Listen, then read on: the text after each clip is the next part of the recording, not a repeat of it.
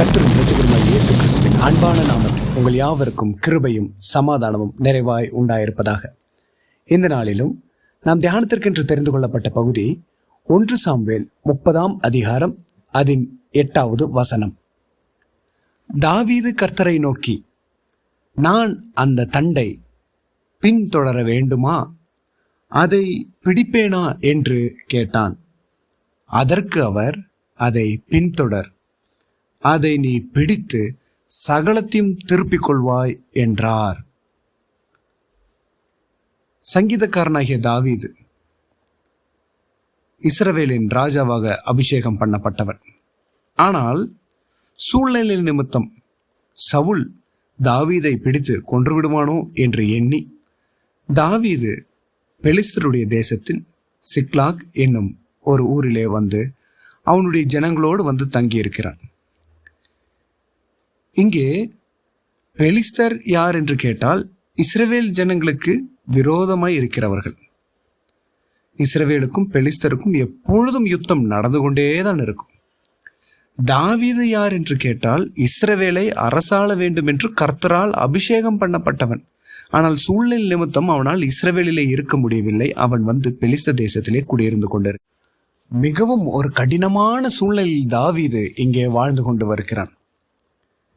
நீங்க கவனிச்சு பாருங்க, அவன் ராஜாவாக அபிஷேகம் பண்ணப்பட்டு எந்த தேசத்தை ஆள வேண்டுமோ அந்த தேசத்திலே அவன் இராமல், அந்த தேசத்தின் எதிரிகள் பெலிஸ்தராகிய அந்த எதிரிகளுடைய தேசத்திலே சென்று ஒரு மூலையில குடியிருக்கிறான்னா தாவீதோட மனநிலைமை எவ்வளவு மோசமா இருக்கும் என்று எண்ணி பாருங்க. இப்படி ஒரு வேதனை இருக்கும்போது கூடவே இன்னொரு வேதனையும் அவனுக்கு வருது. என்னவென்றால், பெலிஸ்தர்கள் ஒரு நாள் இந்த இஸ்ரவேல் ஜனங்களுக்கும் சவுலுக்கும் விரோதமாக யுத்தத்துக்கு செல்கிறார்கள். அப்பொழுது தாவீதும் அவர்களோடு கூட சேர்ந்து அந்த யுத்தத்தில் கலந்து கொள்ளும்படி போறான். இஸ்ரவேல் ஜனங்களை அரசாள வேண்டிய தாவீது, கர்த்தரால் அந்த ஜனங்களை அரசாள வேண்டும் என்று அபிஷேகம் பண்ணப்பட்டவன், இப்போ அந்த இஸ்ரவேலுக்கு விரோதமாகவே யுத்தத்துக்கு போகிறான். இப்போ தாவீதோட மனநிலைமை எப்படி இருக்கும் கொஞ்சம் சிந்திச்சு பாருங்க. அவன் என்ன சிந்தித்து கொண்டு இருந்திருப்பான்?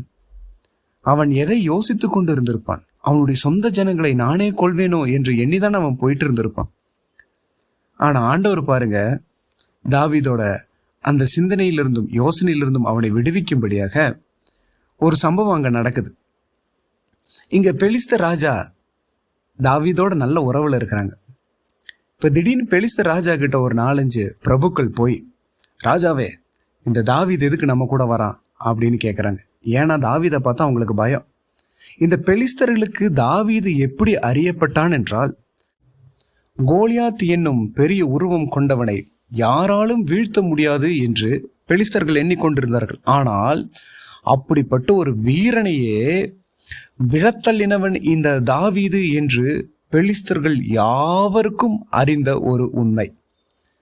இஸ்ரவேல் ஜனங்கள் கோலியாத்தை கண்டு பயந்து நடுங்கிக் கொண்டு இருக்கும்போது, யாரும் கோலியாத்துக்கு விரோதமாக எதிர்த்து நிற்க துணியாது இருக்கும்பொழுது, இந்த தாவீது கோலியாத்துக்கு எதிராக போய் நின்று ஆண்டவருடைய நாமத்தினால் இந்த கோலியாத்தை விழச் செய்கிறான், கோலியாத்தை வீழ்த்துகிறான் இந்த தாவீது என்றால், அப்போ தாவீது இன்னைக்கு நம்ம கூட வரான்னா இஸ்ரவேல் ஜனங்களுக்கு விரோதமாக அவன் யுத்தம் பண்ணவே மாட்டான். ஒருவேளை சவுல் வந்து, நீ இந்த பெலிஸ்தர்களுடைய தலையை எனக்கு கொண்டு வா, நான் உன் கூட ஒப்பர வாங்கிக்கிறேன், நீ நம்ம தேசத்திலே குடியிருந்துக்கலாம், இஸ்ரவேலுக்காக நீ யுத்தம் செய்யன்னு சொல்லிட்டா, ஒருவேளை இவன் நம்ம எல்லாத்துடைய தலையும் அவன் எடுத்துருவான். அந்த அளவுக்கு ஒரு பெரிய வீரன் அவன், பெரிய பராக்கிரமசாலி இந்த தாவீது என்று இந்த பெலிஸ்தர்களுடைய பிரபுக்களுக்கு நன்றாக தெரியும். ஆனால் பெலிஸ்தரின் ராஜாவுக்கும் தாவீதுக்கும் நல்ல உறவு இருந்தபடினால் பெலிஸ்தருடைய ராஜா தாவீது கிட்ட போய், தாவீதே, இந்த பிரபுக்கள் இப்படி சொல்றாங்க, உன்னை பற்றி எனக்கு நல்லாவே தெரியும், நீ வந்தாலும் எனக்காக தான் நிற்பேன்னு எனக்கு நல்லா தெரியும், ஆனாலும் இவங்க சொல்வது நிமித்தம் நீ போயிரு, இனி எங்க கூட யுத்தத்துக்கு வர வேண்டாம் என்று சொல்லி தாவீதை அனுப்பிவிட்டார்கள். இப்போ தாவீதுக்கு ஒரு பெரும் துயரத்திலிருந்து ஒரு மீட்பு வந்தது போல இருக்கும். ஆனாலும் தாவீது அங்கே என்ன கேட்குறான்னா, நான் ஏன் யுத்தத்துக்கு வரக்கூடாது அப்படின்னு தான் கேட்குறான். அப்போ எந்த அளவுக்கு தாவீதுக்கு தஞ்சம் தந்தவர்களுக்கு அவன் உண்மையா இருக்கிறான்னு பாருங்க. இன்னைக்கு நம்ம வாழ்க்கையில நம்மளுக்கு ஒரு சில வேளை நமக்கு உதவி செய்திருப்பார்கள், ஒரு சில நேரத்தில் நம்மளுக்கு தஞ்சம் தந்திருப்பார்கள். அவர்களை நாம் நினைத்து பார்க்கிறோமா? அவர்களுக்காக நிற்கிறோமா? இல்ல அவர்களை நாம் வளர்ந்தவுடன் விட்டு விடுகிறோமா? நம்ம ஆராய்ந்து பார்க்க வேண்டும். தாவீதுடைய குணநலங்கள் மிக நல்ல ஒரு பண்புங்க. அவனுக்கு உதவி செய்த யாவரையும் அவன் நினைத்து பார்ப்பான். அவனுக்கு உதவி செய்தவர்களை திரும்ப ஏதாவது உதவி செய்ய வேண்டும் என்று எண்ணுவான் இந்த தாவீது. அப்படி அவன் யுத்தத்திற்கு வர வேண்டாம் என்று சொன்ன உடனே அவன் திரும்ப அவனுடைய ஊருக்கு திரும்ப வருகிறார்கள். வந்து பார்த்தா அவனுக்கு அங்கதான் ஒரு பெரும் துயரமே நடந்திருக்குது. என்னவென்று கேட்டால், அம்லேக்கியர்கள் வந்து இவனுடைய எல்லாவற்றையும் கொள்ளையிட்டு போய்விட்டார்கள். இவனுடைய மனைவி, பிள்ளைகள், இவனுக்கு உண்டான யாவற்றையும், இவனோடு கூட இருந்தவர்களுடையதும் எல்லாவற்றையும் எடுத்துக்கொண்டு போய்விட்டார்கள். இப்போ தாவீதும் அவனோடு கூட இருந்த அந்த 600 பேரும் மட்டும்தான் இருக்கிறாங்க. இப்போ தாவீதோட சூழ்நிலையை நினைத்து பாருங்க. ஏற்கனவே அவன் சொந்த தேசத்தில் அவனால் இருக்க முடியல. அவன் ராஜாவாக அபிஷேகம் பண்ணப்பட்டவன். அவன் நினைச்சிட்டு, ஒருவேளை என்ன நிஜமா ஆண்டவர் அபிஷேகம் பண்ணியிருக்கிறாரா? நான் ராஜாவா தானே இருக்கணும், நான் ஏன் இப்படி ஓடி ஒளிந்து கொண்டு இருக்கிறேன் என்று எண்ணமும் குழப்பமும் அவனுக்குள்ள அநேகம் இருந்திருக்கும். இன்னொரு பக்கம் எல்லாம் இழந்து விட்டோமே என்ற எண்ணம். இன்னொரு பக்கம் அவன் கூட இருந்தவர்களே இப்போ அவனை கல்லெறிய வேண்டும் என்று எண்ணி நின்று கொண்டிருக்கிறார்கள். இது எல்லாவற்றின் மத்தியிலும் அவனும் அவனோடு கூட இருந்தவர்களும் தங்களுடைய பலனற்று போக மட்டும் அழுதார்கள் என்று நாம் வாசிக்கிறோம். அப்ப நினைச்சு பாருங்க, அவங்க அழுது அழுது அழுது அவங்களுக்கு என்ன பண்றதுன்னே தெரியல. நம்மளுடைய வாழ்க்கையில் ஒரு சில சூழ்நிலை வருங்க, நமக்கு என்ன பண்றதுனே தெரியல. நமக்கு நம்மளுக்கு தெரிஞ்ச ஒண்ணு அழுகிறது மட்டும்தான் அப்ப தெரியும். அதே போல இங்க தாவீதும் அழுகிறான். அழுது அவனுடைய பலன் தீர்ந்து போனதுக்கு பின்பு அவன் அழகா என்ன செய்யறான் பாருங்க.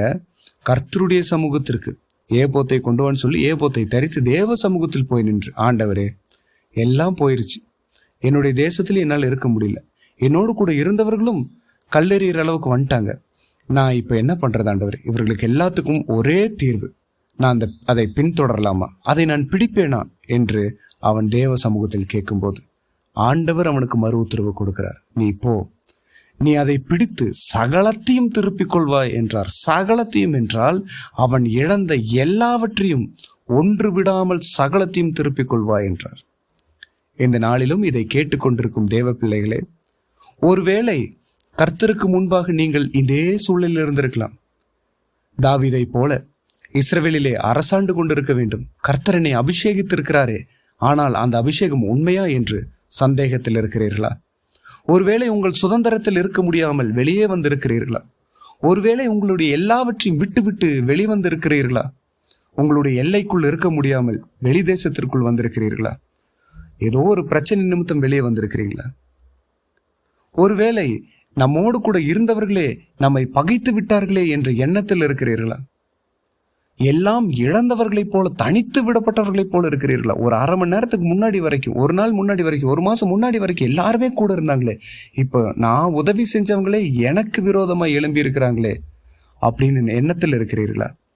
ஒருவேளை அப்படிப்பட்ட ஒரு சூழ்நிலையில இருந்தால் ஆண்டவர் இன்றைக்கு நமக்கு சொல்லுகிறார், தாவீது செய்தது போல ஆண்டவர் நமக்கு தந்த இரட்சிப்பு என்னும் அங்கவஸ்திரத்தை தரித்து கொண்டு இயேசு கிறிஸ்துவின் நாமத்தில் தேவ சமூகத்தில் போய் நிற்கும் பொழுது ஆண்டவர் இன்றைக்கு நமக்கு வாக்குரைக்கிறார், நீ திரும்ப போ, சகலத்தையும் திருப்பிக் கொள்வாய் என்று. இழந்த எல்லாவற்றையும் திருப்பிக் கொள்ளும்படி கர்த்தர் நமக்கு கிருபை தருகிறார். ஒருவேளை சொந்த தேசத்திலிருந்தோ, சொந்த இடத்திலிருந்தோ, சொந்த சுதந்திரத்திலிருந்து நீங்கள் வெளிவந்திருந்தீர்களானால் இந்த வருகிற ஆண்டு கர்த்தர் நிச்சயம் உங்களை உங்கள் சொந்த தேசத்துக்கு திரும்ப கொண்டு போவார். உங்களுடைய சொந்த சுதந்திரத்துக்கு திரும்ப கூட்டிட்டு போகும் வருடம் இந்த வருடமாக இருக்கும். ஒருவேளை யாவராலும் பகைக்கப்பட்டிருந்தாலும் அனைவருக்காகவும் திரும்பவும் உங்களை மேன்மைக்கு கொண்டு வர போகிற வருடம் இந்த வருடமாக இருக்கும். ஒருவேளை எல்லாவற்றையும் இழந்து விட்டீர்களா? தொழில்துறைகளில் இழப்பா, வேலைகளில் இழப்பா, எந்த இழப்பா இருந்தாலும், சந்தோஷமானாலும் சமாதானமானாலும் ஆண்டவர் இயேசு கிறிஸ்துவை தரித்து கொண்டு தேவ சமூகத்தில் காத்திருங்கள். ஆண்டவர் கூறுகிறார், சகலத்தையும் திருப்பி தருவேன் என்று. அவர் நிச்சயம் திருப்பி தருவார். இந்த ஆண்டு எல்லாவற்றையும் எல்லாவற்றையும் திருப்பிக் கொள்ளும் ஆண்டாக கர்த்தர் நிச்சயம் நமக்கு மாற்றி தருவார். அதற்கு நம்ம பண்ண வேண்டிய ஒண்ணே, எந்த சூழ்நிலையா இருந்தாலும் எதை பற்றியும் குறை சொல்லாமல் ரட்சிப்பென்னும் அங்கவஸ்திரத்தை தரித்து கொண்டு ஆண்டவர் இயேசு கிறிஸ்துவின் வல்லமையுள்ள நாமத்தினாலே தேவ சமூகத்தில் போய் நிற்போம் என்றால் பிதாவாகிய தேவன் உன்னதங்களிலிருந்து ஆண்டவர் இயேசு கிறிஸ்துவின் நாமத்தினால் சகல காரியங்களும் நமக்காக செய்து தருவார். நீங்கள் போங்கள், அதை பிடித்து சகலத்தையும் திருப்பிக் கொள்ளும்படி கர்த்தர் உங்களுக்கு முன்பாக செல்கிறார். இந்த யுத்தம் உங்களுடையதல்ல, கர்த்தருடையது. கர்த்தர் நிச்சயம் இதை செய்து தருவார். சகலத்தையும் திருப்பிக் கொள்ளும் ஆண்டாக இந்த ஆண்டு கர்த்தர் உங்களுக்கு மாற்றி தர வல்லவர். எனவே எதை குறித்தும் கவலைப்படாமல் ஆண்டவர் இயேசு கிறிஸ்துவே தரித்து கொண்டு ஆண்டவர் சமூகத்தில் நீங்கள் காத்திருப்பீர்களானால் ஆண்டவர் அனைத்து காரியங்களும் இந்த வருடத்தில் உங்களுக்கு திருப்ப தருவார் என்பதில் எந்த சந்தேகமும் இல்லை என்று உங்களுக்கு விசுவாசத்தில் உறுதியாய் இருக்கும்படி வாக்களிக்கிறேன், கிறிஸ்துவுக்குள் வாக்களிக்கிறேன். இந்த வார்த்தையை பிடித்து கொள்ளுங்கள், சகலத்தையும் திருப்பிக் கொள்ளுங்கள், பரலோக ராஜ்யத்தில் சேர்ந்து கொள்ளுங்கள். கிறிஸ்துவுடனே யுக யுக காலமாக தேவ சமூகத்தில் கர்த்தரை ஆராதிப்போம். கர்த்தர் தாமே இந்த வார்த்தைகளை ஆசீர்வதிப்பாராக. ஆமேன், ஆமேன்.